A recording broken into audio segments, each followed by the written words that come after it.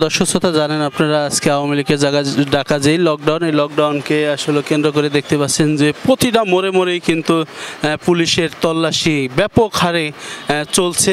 দেখতে পাচ্ছেন যে পুলিশ, ওদিকে বিজিবি, দেখেছি যে গোয়েন্দা পুলিশ, যারা ডিবি পুলিশ রয়েছে, সবাই মিলেই কিন্তু সমস্ত বাহিনী কিন্তু আজকে রাস্তায় পুরোপুরি আইনশৃঙ্খলা বাহিনীর নিরাপত্তায় ঘিরে রেখেছে। আমরা এরকমটাই কিন্তু লক্ষ্য করেছি। দর্শক দেখতে পাচ্ছেন যে একের পর এক গাড়ি ধরে ধরে চেক চলছে।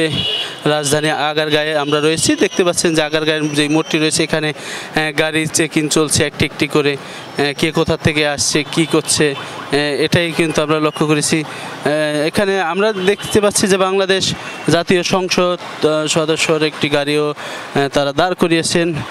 এভাবেই কিন্তু একের পর এক গাড়ি তল্লাশি বা চেকিং চলছে, কিছু আছে কিনা, অবৈধ জিনিসপাতি আছে কিনা এরকমটাই কিন্তু তারা দেখছে।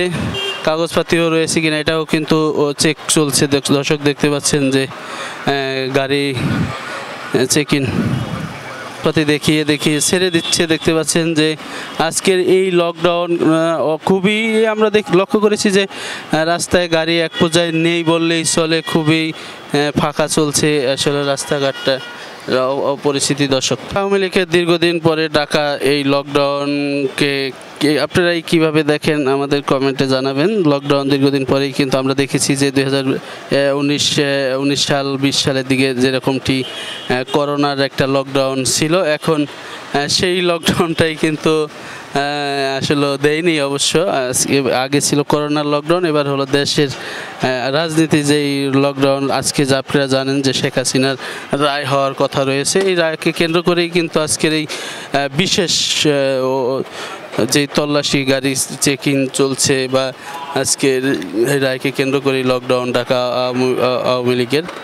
দেখতে পাচ্ছেন দর্শক, এক এক করে গাড়ি চেক করেই কিন্তু ছেড়ে দেওয়া হচ্ছে, এরকমটাই আমরা লক্ষ্য করেছি। যে আমরা ওই যে প্রতিদিনের নিয়ে কাগজপত্র চেক করতেছি। আচ্ছা ঠিক আছে, প্রতিদিনের নিয়ে আমাদের কাজগুলো সেই কাজগুলোই করতেছি। অবৈধ জিনিসপাতি পান কিনা, যেরকম এখন তো বর্তমানে প্রেক্ষাপটে খুব চেক পোস্টে কোনো কিছু পাওয়া যায় না।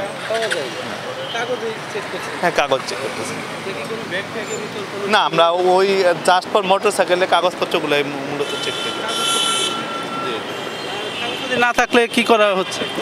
কাগজপত্র না থাকলে আইনগত ব্যবস্থা, ওদের আটক দেখানো হচ্ছে, আর যদি কাগজে ফেল থাকে তাহলে মামলা করা হচ্ছে। এরকম হেলমেটের মামলা দেওয়া হয়। আবার কারো হেলমেট দেখে আপনি দেখলেন যে নর্মাল হেলমেট, ওনাদের সচেতন করা হয় যাতে হেলমেটটা যে পড়ছে সেই হেলমেটটা যেন যথোপযুক্ত কাজে লাগে, তার যেন সেফটি হয়, সেফটি নিরাপত্তার জন্য ওনাদের বুঝাই দিচ্ছি লোকজনকে, সে যেন নিরাপদে ঘরে ফিরতে পারে এই প্রত্যাশা নিয়ে।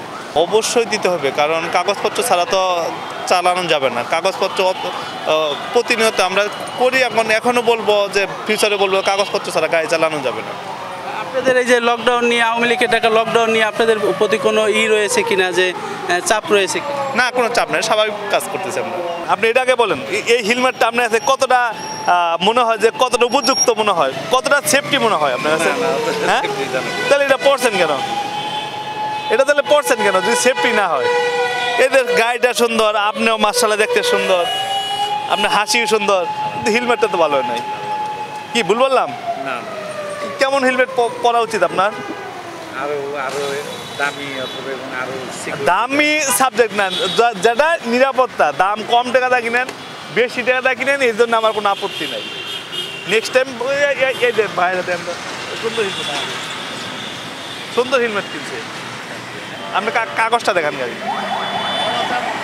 দর্শক দেখতে পাচ্ছেন যে হেলমেট ভালো না থাকায় ওনাকে কিছু কথাও বলা হয়েছে যে হেলমেট ভালো নেই।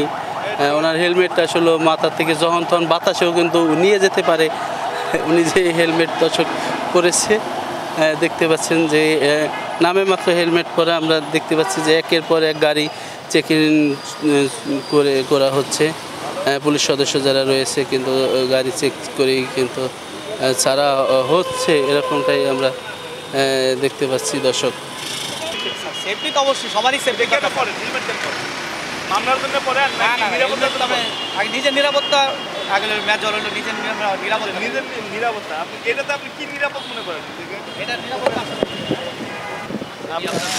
এটা না হলে তো আমার সমস্যা স্যার। আরে ভাই কি সমস্যা, এটা আপনি এরপরে আর এটা ব্যবহার করবেন না। আজকে দিন আচ্ছা, শেষে আচ্ছা। দিন শেষে একটা হেলমেট চেঞ্জ ভালো একটা হেলমেট। একটা না দুটো, ওই যে দেখেন দুটো ভাইয়ের হেলমেটটা ভালো আছে। না না, এটা নাই। লকডাউন উপলক্ষে আজকে বের হলেন।